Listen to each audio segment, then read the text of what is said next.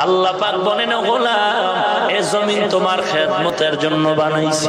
হাওয়ার উপরে জমিনটা আছে, হেলে দুলে যদি যায় মরে যাবি, পড়ে যাবি। আমি আল্লাহ জমিনটার স্থির করে দিলাম। আলাম নাজআলিল আরদা মিহাদা ওয়াল জিবালা আওতাদা।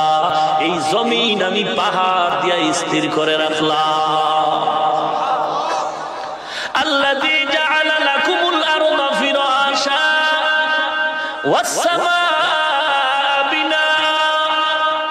আমি আসমানটারে তোমার ছাদ বানায় দিলাম, ছাদ। মুফাসসিরিনে কেরাম লেখছেন আসমান জমিন সব মিলে একটা ঘর।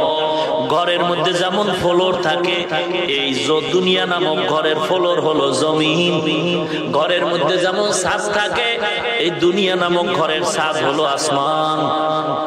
এরপরে ঘরের মধ্যে টেবিল, চেয়ার, গাছ, ফল, হান্ডি বাসন, খানার সব আঞ্জাম।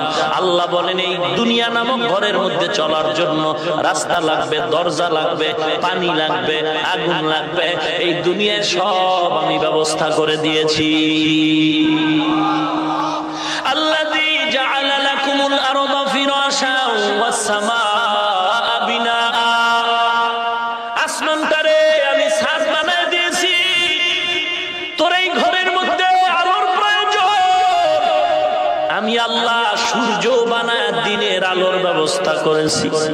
রাতের আধার অন্ধকার দূরের জন্য চাঁদের আলোর ব্যবস্থা করেছি। কেমন কুদরতের মালিক, একটু চিন্তা করে দেখ। আমারে পছন্দ হয়নি, আরে তোর মালিক আল্লাহরে যদি পছন্দ হয় তাহলে সেই রবের ইবাদত করবি।